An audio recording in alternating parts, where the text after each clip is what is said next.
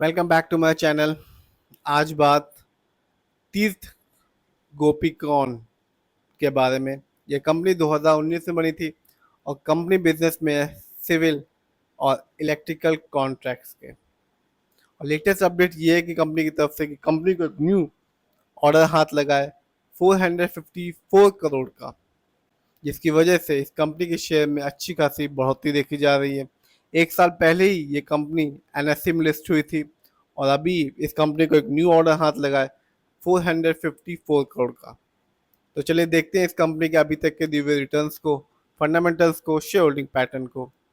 ये वीडियो सिर्फ और सिर्फ एजुकेशनल पर्पज है, नाम खरीदने की सलाह देते हो ना ही बेचने की। आज के दिन यानी कि 17 अप्रैल 2025 को इस कंपनी का शेयर प्राइस है 361 रुपीज़ 90 पैसे। और आप एक साल में देख सकते हैं जब मार्केट डाउन था, अच्छी अच्छी कंपनियों ने, टाटा जैसी कंपनियों ने रिटर्न नहीं दिया। इस कंपनी ने फिर भी अपने शेयर होल्डर्स को एक तगड़ा रिटर्न निकाल के दिया, उनके पैसे को एक साल में ही डबल कर दिया, 138% का रिटर्न निकाल के दिया। यानी कि आज से ठीक एक साल पहले इस कंपनी का शेयर प्राइस था 159 रुपीज़ 40 पैसे, जो आज के दिन है 361 रुपीज़ 90 पैसे। बात की जाए 3 साल की यानी कि लॉन्ग टर्म की, तो कहानी सेम है। इस कंपनी ने यहाँ भी अपने शेयर होल्डर्स को निराश नहीं किया और रिटर्न देना जारी रखा। और रिटर्न के तौर पे 3 साल में ही इस कंपनी ने अपने शेयर होल्डर्स को 189% रिटर्न निकाल के दिया और साफ बताया कि कंपनी लॉन्ग टर्म में भी एक अच्छा खासा रिटर्न देना जानती है। आगे जानते हैं इस कंपनी के फंडामेंटल्स को। तो आप देख सकते हैं मार्केट कैप 434 करोड़ है, जबकि इस कंपनी का पीबी रेशियो है 6.82। शेयर मार्केट में एक अच्छा पीवी रेशियो कहलाता है 3 और लेस देन 3। इस कंपनी का इंडस्ट्री पी है 33.60। शेयर मार्केट में एक अच्छा इंडस्ट्री पी होता है 20 और 25 के बीच का। डेब्ट टू इक्विटी यानी कि लोन कर्ज का प्रतिशत है 0.22। कह सकते हैं ना के बराबर लोन कर्ज है इस कंपनी पे। बात की जाए इस कंपनी के आरओई की यानी कि रिटर्न ऑन इक्विटी, तो कंपनी का आरओई है 24.29%। शेयर मार्केट में एक अच्छा आरओई कहलाता है 15 और 20% के बीच का।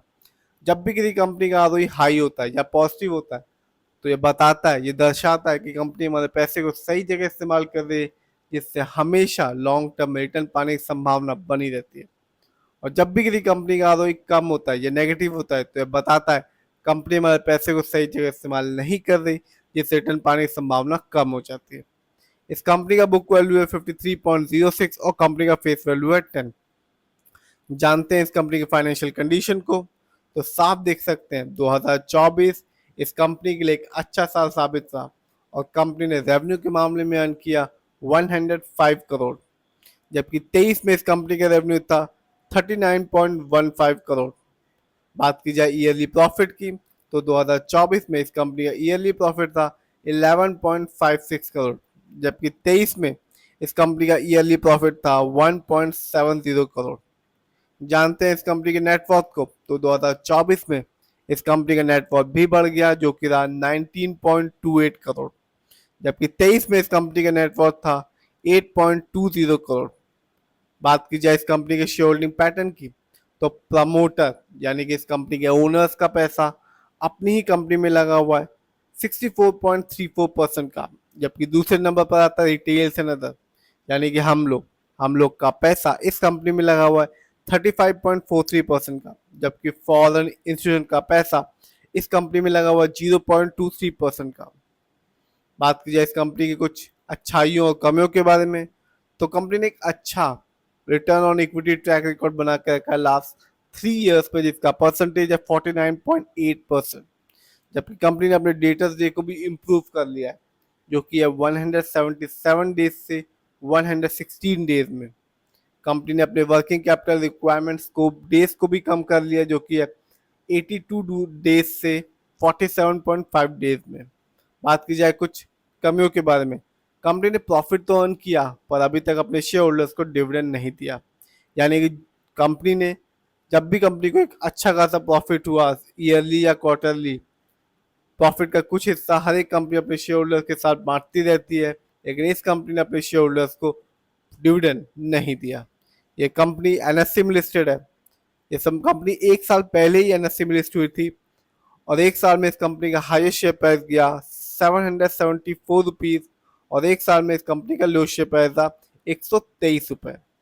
तो लेटेस्ट अपडेट यही है कंपनी की तरफ से, जो कंपनी ने एक्सचेंज को दिया है 19 अप्रैल 2025 को, कि कंपनी को न्यू ऑर्डर हाथ लगा है जिसका कॉस्ट है 454 करोड़। ओवरऑल बात करें, प्रमोटर होल्डिंग अच्छी है, फाइनेंशियल भी इस कंपनी का बढ़ा है, फंडामेंटल्स में आरओई अच्छा खासा है, लोन का ना के बराबर है, मार्केट कैप भी अच्छा खासा है। इस समय इस कंपनी का शेयर प्राइस जैसे कि आप देख रहे हैं 361 रुपीज 90 पैसे का, 3 साल में 189% का रिटर्न निकाल के दिया, और एक साल में इस कंपनी ने 138% का रिटर्न निकाल के दिया। जबकि मार्केट डाउन था, अच्छी कंपनी ने कोई रिटर्न नहीं दिया अपने शेयर होल्डर्स को, लेकिन इस कंपनी ने अपने शेयर होल्डर्स को निराश नहीं किया। एक साल पहले ही ये कंपनी एनएससी में लिस्ट हुई है और अच्छा खासा रिटर्न निकाल के दे रही है। फिर भी जिस भी कंपनी के शेयर में इन्वेस्ट कीजिए, खुद रिसर्च कीजिए, एनालाइज कीजिए, अपने फाइनेंशियल एडवाइजर की राय लीजिए, फिर अपने पैसे को शेयर मार्केट में लगाइए।